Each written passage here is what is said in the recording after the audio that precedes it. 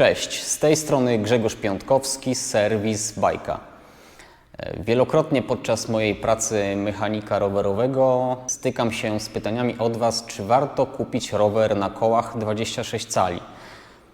W dobie kół 29 cali i niemalże, umówmy się, wypartego z rynku rozwiązania 650B jest to trudne pytanie i myślę, że nie ma jednej dobrej odpowiedzi. Każdy ma swój własny punkt widzenia, ale jako użytkownik roweru na kole 26 cali, jest to mój jedyny rower, postaram się dać Wam odpowiedź na to pytanie. Czym tak naprawdę jest Retro MTB? Myślę, że rowery, które są dostępne aktualnie na rynku, możemy w bardzo prosty sposób, ale też sposób bardzo ogólny, poszeregować na trzy kategorie. Pierwszą kategorią będą rowery unikatowe, rowery dla kolekcjonerów. Takim rowerem jest sprzęt, który widzicie po mojej prawej stronie. Birria Unplugged, czyli koncept roweru MTB z lat 90. Wyprodukowano tylko 17 sztuk. Jest to rower, który na pewno doczeka się osobnego filmu, ponieważ ze względu na jego historię, na to, co jest przykręcone do tego roweru, warto, żebyście się z tym rowerem zapoznali. Tego typu sprzęt jest kupowany, tak jak wspomniałem, głównie przez kolekcjonerów. Nie do końca i nie zawsze dobrze się na nim jeździ. Przykładowo na Birrii, uwierzcie, jeździ się fatalnie ze względu na bardzo kiepską geometrię, ale oczywiście doskonale wygląda na ścianie i nie traci na wartości. Z kolei po mojej lewej stronie znajduje się Van Nicolas Touareg, w pełni tytanowy rower, którego jestem właścicielem i jest to mój jedyny sprzęt. Do dzisiaj nie mam roweru szosowego, nie mam 29era, nie mam roweru na kole 27,5 cala. Jestem wierny temu sprzętowi i jeździ mi się na nim doskonale. Jest to zawodnicza półka, rower przygotowany geometrią, jak i wyposażeniem do wyścigów, na długie etapowe maratony, czy po prostu na całodniowe wypady z plecakiem, bez plecaka, ale jedziemy w góry, jedziemy na szlak, gdziekolwiek, gdzie czujemy się dobrze. Jest to sprzęt, myślę, w tym momencie bardzo często poszukiwany. Niemniej z racji tego, że takie rowery przejeżdżały wiele kilometrów, nie zawsze są w dobrym stanie. Rower na dole, po mojej prawej stronie Wheeler 4000, jest to przykład roweru ze średniej, wyższej półki, roweru użytkowego i jednocześnie bardzo wyjątkowego, ponieważ właściciel kupił go niedawno jako fabrycznie nowy, tak zwany New Old Stock, i jest to sprzęt z tego powodu bardzo ciekawy, bardzo wyjątkowy. Oprócz niego ta sama osoba weszła w posiadanie starszego brata 5000 CZX na lepszym osprzęcie, którego będziecie mogli zobaczyć w przebitkach pomiędzy moim gadaniem. I myślę, że z tych trzech przedziałów rowerowych zdecydowanie najciekawszym sprzętem będzie sprzęt stricte użytkowy, ewentualnie zawodniczy. Niemniej chciałbym dziś skupić się na przykładzie właśnie Wheelera 4000 CZX na rowerach po prostu służących do jazdy, sprawiających nam frajdę i chciałbym spróbować odpowiedzieć na pytanie, czy rower na kołach 26 cali w ogóle w dzisiejszych czasach jeszcze może dać frajdę, kiedy trasy są coraz trudniejsze, kiedy na tych 29erach jesteśmy w stanie pojechać dalej, szybciej, zjechać ścianki, po których zjeżdżano tylko na rowerach downhillowych, być może freeride'owych, choć dzisiaj chyba to pojęcie już nie istnieje. Tego typu sprzęt najczęściej możemy kupić na grupach dyskusyjnych, na portalach aukcyjnych, względnie gdzieś za granicą. W Niemczech bardzo prężnie działa rynek rowerów MTB, retro MTB i chciałbym spróbować odpowiedzieć na pytanie, na co zwrócić uwagę podczas zakupu takiego roweru, bo o to mnie właśnie bardzo często pytacie. Oczywiście na samym początku zwracamy uwagę na ramę. Nie może być pęknięć, nie może być jakichś podejrzanych rys. Warto sprawdzić powłokę lakierniczą, ponieważ często po wielu latach powłoka jest w kiepskim stanie, pojawiają się purchle, pod purchlami z kolei, jeśli rama jest aluminiowa, pojawia się korozja i no, umówmy się, taki rower jest nie do końca tym, czym chcielibyśmy, żeby był. Swoją drogą byłem kiedyś posiadaczem roweru złożonego w oparciu o ramę Giant ATX Team, czyli topowy aluminiowy sprzęt z tamtych lat, rok 2000. Giant chwalił się powłoką lakierniczą pod nazwą Diamond Shield, która była stosowana u jednego z europejskich potentatów samochodowych, bardzo znana marka. I uwierzcie, była to chyba najgorsza powłoka lakiernicza, z jaką miałem styczność. Ten lakier po prostu rysował się od byle podmuchu wiatru. Także tego typu rowery, jak Wheeler, na szczęście mają grubą powłokę, która nie blaknie. Jeśli jest rower zadbany, to sprawuje się dobrze i znosi próbę czasu. Następnie amortyzator. Jeśli oczywiście rower posiada amortyzator przedni, jeśli posiada damper, tak jak w przypadku tego Fulla, musimy zwrócić uwagę na to, co dzieje się w okolicy uszczelek.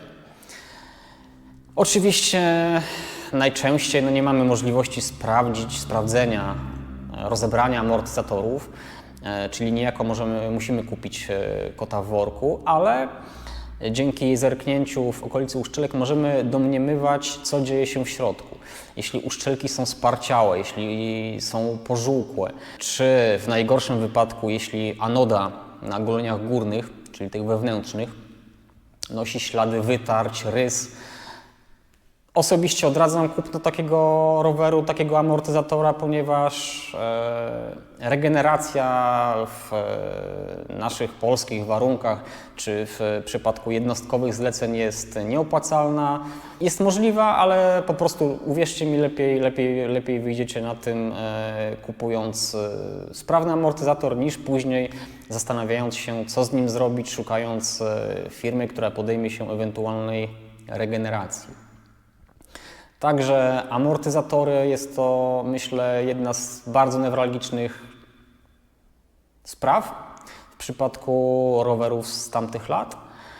Oczywiście amortyzatory możemy sobie pogrupować na powietrzne, na sprężynowe czy nawet na elastomerowe. Stare elastomerowce nie zawsze znoszą dobrze próbę czasu.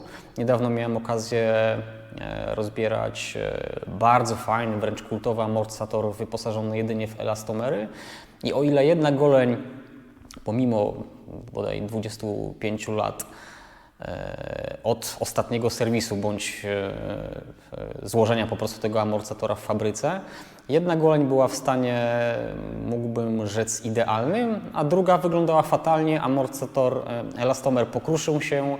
I choć dzisiaj oczywiście takie elastomery można sobie dobrać, można sobie dokupić, to jednak no jest to problematyczne. My po prostu chcemy jeździć, a nie szukać części na rynku wtórnym, które też bardzo często są dostępne, ale jednak wymaga to czasu, poszukiwań. Amortyzatory powietrzne, jeśli tylko golenie są w dobrym stanie, najczęściej możemy reanimować.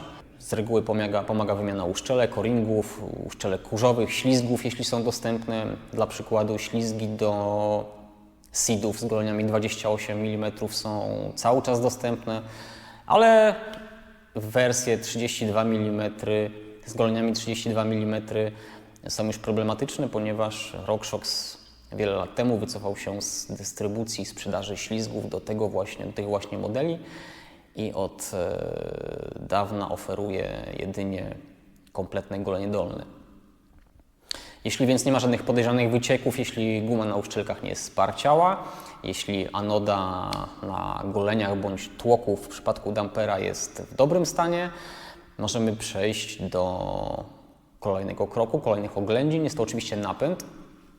W przypadku rowerów na kołach 26 cali bardzo fajnym, moim osobistym zdaniem, napędem jest napęd 3x9, względnie 3x8. Są to bardzo uniwersalne napędy, których sprawność nawet dziś jest zdecydowanie dobra, żeby nie powiedzieć bardzo dobra. I rowerem wyposażonym w napęd 3x9, 3x8 możemy, myślę, pojechać niemalże wszędzie, albo właściwie wszędzie. Jest to napęd, który swoją sprawnością, swoją rozpiętością przełożeń potrafi naprawdę, uwierzcie mi, zawstydzać współczesne konstrukcje. Oczywiście zwracamy uwagę na rozciągnięcie łańcucha, zwracamy uwagę na stan zębatek w kasecie, w korbie. Patrzymy, jak wyglądają kółka przerzutki. Niemniej te wszystkie elementy, o ile nie są to grupy topowe typu XTR czy SRAM 9.0, 9.0 SL, cały czas są to komponenty, które możemy niemalże codziennie kupować. W przypadku wspomnianych grup topowych też jest to możliwe, ale będzie wymagało to niestety poszukiwań, najczęściej na eBayu, i musimy uzbroić się w cierpliwość oraz posiadać odpowiedni portfel, ponieważ są to części dziś już drogie i poszukiwane przez koneserów. Po napędzie zwracamy uwagę na koła. Koła oczywiście nie mogą być scentrowane, nyple nie mogą być zapieczone. To jest chyba najczęstsza wada, przykładowo kół Mavic. I w przypadku kół systemowych, jeśli takie będą w naszym rowerze, też często nyple, szprychy, obręcze nie są dziś dostępne i możemy wpuścić się po prostu na minę. Dlatego też odradzam koła systemowe, chyba że wiemy, że są w perfekcyjnym stanie, ale wynalazki typu koła Shimano, wczesne koła Mavic, Spinergy, o ile bardzo fajnie wyglądają i naprawdę mają niezłe właściwości jezdne, to jeśli nie są w dobrym stanie, możemy mieć z nimi duży kłopot. Kolejna sprawa, siodło, rurki, czyli wsporniki, kierownica. Tutaj oczywiście zwracamy uwagę na pęknięcia, zadrapania, zarysowania, względnie wygięcia. Jeśli nic nie wzbudza naszych zastrzeżeń, możemy przejść do negocjacji ceny. Jak wygląda sprawność takiego roweru dziś na współczesnej trasie? Szczerze powiedziawszy, kiedyś stosowano bardzo wąskie opony i takim standardem w rowerach była szerokość 1,95 cala. Za bardzo szerokie uznawano już opony dwucalowe, a najczęściej właśnie jeździło się na 1,9, względnie wspomnianym 1,95. Niestety są to opony niezbyt komfortowe, nierzadko zapewniające kiepskie właściwości jezdne, ale ze względu na ich stan guma traci swoje właściwości, parcieje i jazda po prostu może być wręcz niebezpieczna. Dlatego doradzam wymianę gum na opony współczesne, ale z jedną uwagą. Kiedyś stosowano bardzo wąskie obręcze, szerokość wewnętrzna była znikoma. Przykładowo moje Maviki 517 są obute w tym momencie w opony 2,25 cala i to jest, myślę, taki maks, z czym można się porwać do tego typu obręczy.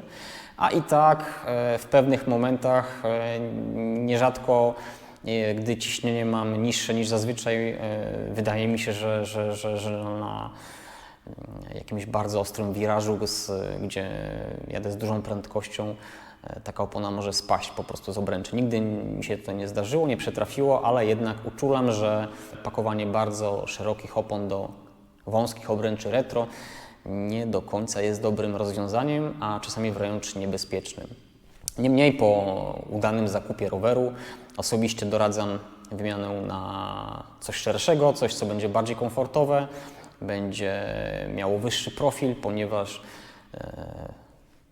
dawno temu opony z reguły miały niski profil, przez to były też po prostu mniej komfortowe. Kolejna rzecz, którą warto wymienić moim skromnym zdaniem, jest kierownica. Stare kierownice są wąskie, kiedy jedziemy i trzymamy dłonie na gripach. No niestety nasza klatka piersiowa jest ściśnięta, nie oddychamy tak jak należy. Ograniczamy sobie właściwości jezdne, możliwości manewrowania tym rowerem, ponieważ wąska kierownica najczęściej jeszcze o średnicy 25,4 mm w swym najszerszym miejscu jest po prostu kiepska w górach, kiepska na kamieniach, kiedy chcemy sobie wygodnie, szybko przemieszczać się pomiędzy przeszkodami. Taka kierownica nam w tym tylko przeszkadza. Dlatego też osobiście doradzam wymianę na szerszą, pomimo tego, że w moim rowerze widzicie wciąż standard z tamtych lat, czyli kierownicę o szerokości 585 mm, ale po latach od jej wyprodukowania, bo było to takie combo mostka z kierownicą w pełni tytanowe, po latach od jego wyprodukowania jednak chciałbym mieć zdecydowanie szerszą kierownicę i myślę, że ta będzie zdobiła wkrótce ścianę, a ja jednak założę coś, co zapewni mi większy komfort na trasach, jak również większe bezpieczeństwo. Co więcej, zwracamy uwagę na linki i pancerze. Jest to oczywiście rzecz, którą można wymienić i z tym nie ma problemu, natomiast najczęściej, bądź nierzadko, w rowerach sprzed wielu lat linki i pancerze są zaśniedziałe, zatarte i niskim kosztem możemy przywrócić pełną sprawność manetek, przerzutek. Bez tego czasami wydaje nam się, że coś jest nie tak, że być może przerzutka jest zużyta, być może manetka jest zużyta. Odnośnie manetek oczywiście fani retro dobrze wiedzą o tym, że smar, najczęściej w manetkach Shimano, z biegiem lat gęstnieje i cyngle przestają zmieniać biegi jak należy. Zapadki nie odbijają. Można bardzo łatwo przywrócić sprawność takiej manetki. Osobiście polecam płukankę oleju z dodatkiem teflonu, na przykład Finish Line Teflon Dry. Potem osuszenie sprężonym powietrzem. Względnie dla perfekcjonistów możemy na koniec użyć jeszcze smaru z dodatkiem fluoru. Na przykład Finish Line produkuje taki smar w małej, zgrabnej strzykaweczce i też jest bardzo fajny. Sam go stosuję. Hamulce, kolejna bardzo ważna rzecz. O ile w przypadku V-brake'ów tak naprawdę ciężko trafić na miny, choć takie też się zdarzały, przykładowo pierwsze hamulce Shimano z pantografem, czyli XTR-y o symbolu BRM950, były hamulcami, które trapiły problemy wieku dziecięcego, dostawały szybkich luzów i tak naprawdę nierzadko podczas trudnych zjazdów klocek potrafił spaść poniżej obręczy. Kolejna wersja BRM 951 właśnie miała przekonstruowany pantograf, Shimano dodało dodatkowe sprężynki napinające i dzięki temu hamulec może być użytkowany przez lata bezproblemowo. Z takich, myślę, jeszcze bardzo często spotykanych, świetnych hamulców, ale jednak specyficznych, są hamulce Deore XT serii BRM 750.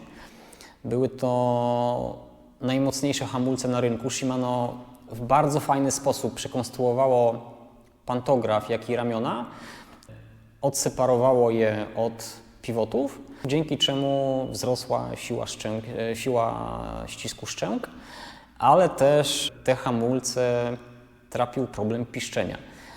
I nierzadko kupując właśnie XT serii 750 decydujemy się na piszczące hamulce, chociaż oczywiście można temu przeciwdziałać, a nierzadko wyeliminować tę przypadłość. Natomiast chciałbym bardziej skupić się na wczesnych hamulcach tarczowych, ponieważ tak jak zobaczycie na przebitce filmowej z Wheelerem 5000, w tym rowerze znalazły się bardzo, powiedziałbym, specyficzne, bardzo trudne dla użytkownika hamulce z pływającym zaciskiem. Są to hamulce, których tak naprawdę nie da się dobrze ustawić. Albo będą ocierały okładziny o tarcze hamulcowe, albo hamulec będzie miał kiepską sprawność, nie będzie nam dobrze hamował, bo ta klamka będzie nam niemalże dochodziła do gripa. Dlatego osobiście w przypadku hamulców mechanicznych, starych hamulców mechanicznych, doradzam uwagę na to, co się kupuje i z czym mamy do czynienia. Z kolei hamulce hydrauliczne również mają swoje problemy. Do nich nierzadko brakuje części. Żeby nie być gołosłownym, mamy w tym momencie bardzo starą formułę w serwisie, która posiada wyciek z membrany klamki i znalazłem tę membranę dopiero na włoskim eBayu. Po wielu mailach i próbach nagabywania sprzedawcy zgodził mi się wysłać membranę do Polski. Także mam nadzieję, że właściciel będzie szczęśliwy. Niemniej tego typu konstrukcje dziś bywają problematyczne i tutaj również możecie wpaść na minę.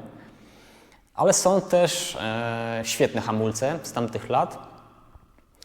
Takimi hamulcami są na przykład pierwsze hamulce Deore XT. Też bardzo ciekawa historia jest ich powstania, ponieważ w momencie, kiedy Shimano wypuściło je na rynek, ówczesna marka Grimeca pokazała hamulce bliźniacze, żeby nie powiedzieć identyczne. O ile dobrze pamiętam, nazywały się te hamulce Grimeca System 8. I oczywiście obie firmy dementowały pogłoski, jakoby jedna dla drugiej jej produkowała. Z tego co wiem, hamulce w tamtych latach dla Shimano zrobiła pewna firma, pewna marka zajmująca się hamulcami motocyklowymi. Była to informacja, którą znalazłem w prasie w tamtych latach.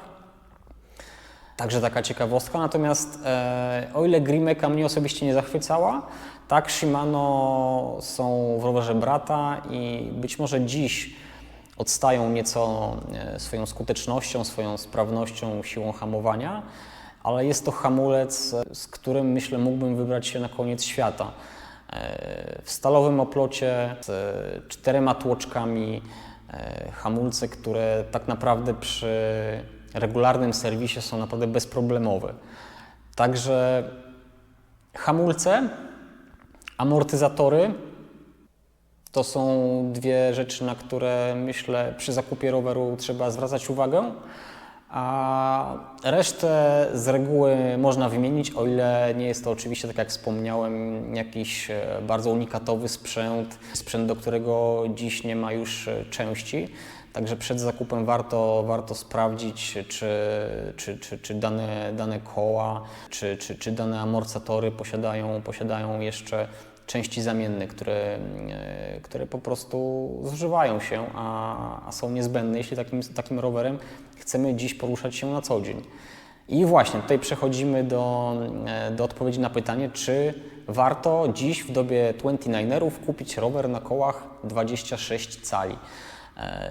Ja myślę, mam nieco, umówmy się, spaczony pogląd na tę sprawę, ponieważ tak Tak jak już mówiłem i tak jak widzicie, wisi tu mój jedyny rower. Jest to rower na kołach 26 cali, także czy mogę mieć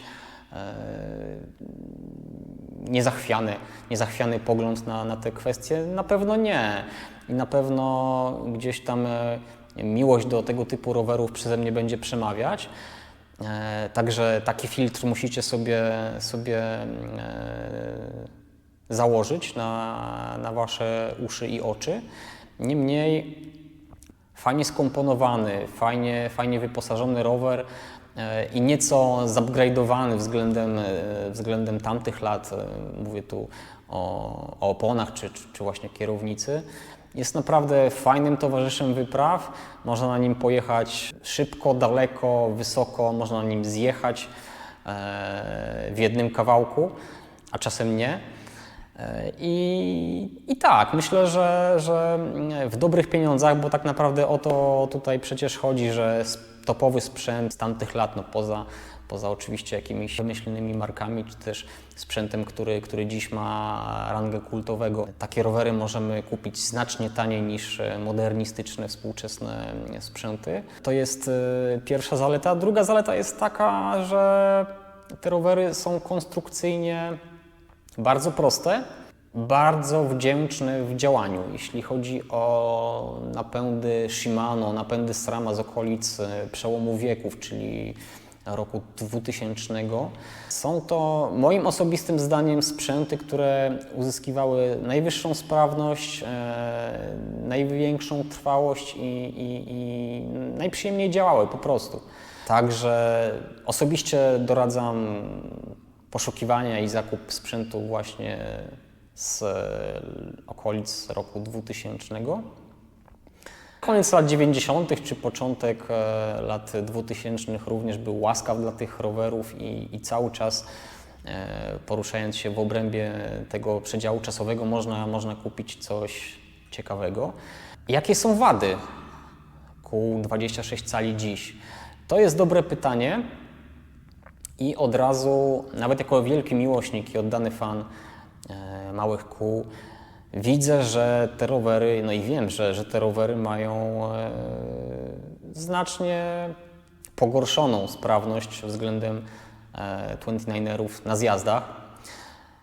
Tak naprawdę to, co zjeżdżamy 29erem, bez żadnych problemów, na małych kołach niestety urasta do rangi może nie wielkich problemów, ale jednak urasta do rangi czegoś, z czym musimy się zmierzyć. Ponieważ małe koło oczywiście nie ma takiej sprawności w terenie, jeśli najedziemy na muldę, jeśli przejeżdżamy przez kamienie, przez rock gardeny, to na 29erze po prostu przez nie rzadko przepłyniemy, a na małym kole musimy balansować ciałem, musimy zwolnić, po to, żeby wybrać jak najlepszy tor jazdy. Musimy wysunąć swoje 4 litery za siodło i niemalże szorować nim po oponie, aby zjechać. Nie mówiąc już o sprawności hamulców. Współczesne hamulce tarczowe, dobre hamulce tarczowe działają tak naprawdę doskonale. AV brejki czy hamulce sprzed 20 lat spowalniają najczęściej. Oczywiście są też modele naprawdę działające świetnie, ale to nie będzie to, z czym macie do czynienia we współczesnych rowerach. Także jest to taka, myślę, no największa wada, którą widzę, czyli właśnie ta sprawność na trudnych zjazdach. Oczywiście nie znaczy to, że tym rowerem nie zjedziemy ze ścianki, czy nie zjedziemy po korzeniach, bo zrobimy to. Kiedyś przecież ludzie ścigali się, zjeżdżali i najczęściej przeżywali nawet. Ale jeśli spróbowaliście już jazdy na dużym kole, to myślę, że początkowo będziecie zawiedzeni i no po prostu odczujecie, że jednak ta technologia poszła do przodu i no, ten rower, na pewno te rowery wymagają znacznie lepszej techniki jazdy, jak również wybaczenia im pewnych cech, które no, były czymś naturalnym w tamtym okresie, a dziś po prostu zostały wyeliminowane. Czy są inne wady? Po wymianie kierownicy, po wymianie opon myślę, że nie jest to rower, który tak samo jeździ i pomijając to, co powiedziałem wcześniej, i sprawia wiele frajdy. Niemniej umówmy się, no, tak naprawdę ja czy większość osób zapewne kupujących te rowery patrzy na nie przez pryzmat swojej młodości, w których właśnie te rowery kupowała bądź patrzyła, oglądała je w katalogach. Ja osobiście nie mogłem sobie kiedyś pozwolić na XTR-a, nie mogłem sobie pozwolić na XT, nie mogłem sobie pozwolić na LX-a, nie mogłem sobie pozwolić na Deore. Nie mogłem sobie pozwolić na Alivio, Acerę czy Acerę, jak niektórzy wolą. Jeździłem na TY, jak pewnie wielu z Was no i gdzieś tam wyidealizowałem sobie ten sprzęt na pewno. Dziś, czy lata wcześniej, ale już po studiach mogłem sobie pozwolić na coś fajniejszego, na coś ciekawszego. Mogłem sobie przypomnieć te katalogi z tamtych lat, czasopisma, które wertowałem godzinami w poszukiwaniu jak najniższej masy komponentów, jak najlepszej sprawności tych komponentów no i po prostu mogę wrócić sobie do czasów licealnych, do czasów studenckich i przypomnieć sobie, jak to wtedy było. Dlatego na pewno jest to takie wielkie wow, kiedy cały czas mogę na tym rowerze jeździć. I cały czas mnie to jara, mnie to kręci. Te zjazdy pokonuję z uśmiechem i naprawdę dobrze się przy tym bawię. Także wady. Myślę, że duże, wysokie osoby mogą mieć problem oczywiście z dobraniem rozmiaru. Pamiętam, kiedy w czasach studenckich pracowałem jeszcze w serwisie rowerowym. Przyszedł do nas pewien pan, bardzo wysoki, o wzroście koszykarza, który zapragnął jeździć na rowerze MTB i właściciele firmy, w której ówcześnie pracowałem, specjalnie dla tego klienta zamówili ramę w olbrzymim rozmiarze na Tajwanie i ta rama po bodaj 6 miesiącach przyszła, pan był przeszczęśliwy. Niemniej oczywiście wysokim osobom zdecydowanie odradzam koło 26 cali i polecam 29ery. Oczywiście zdaję sobie sprawę, że nie wyczerpałem tematu, być może nakreśliłem go dla niektórych chaotycznie, być może nakreśliłem go w zbyt małym stopniu, ale starałem się przekazać takie moje wrażenia na szybko, na żywo. Dlaczego moim zdaniem właśnie 26 cali jest cały czas dobre, może cieszyć, jest sprawnym sprzętem i mam nadzieję, że z tego filmu niezdecydowane osoby dowiedzą się czegoś ciekawego, a jeśli nie, dajcie proszę znać w komentarzach, ja postaram się do nich odnieść, być może coś poprawić w tym filmie, nagrać kolejny, być może będę mógł odpowiedzieć na inne pytania. A być może dowiem się jeszcze czegoś ciekawego od Was. Bardzo interesuje mnie Wasze spojrzenie na te kwestie. Jednocześnie chciałbym powiedzieć, że absolutnie nie demonizuję tu rowerów na kołach 29 cali, bo trzeba spojrzeć prawdzie w oczy, mimo mojej miłości, niezachwianej miłości do małych kół, no 29ery jeżdżą lepiej.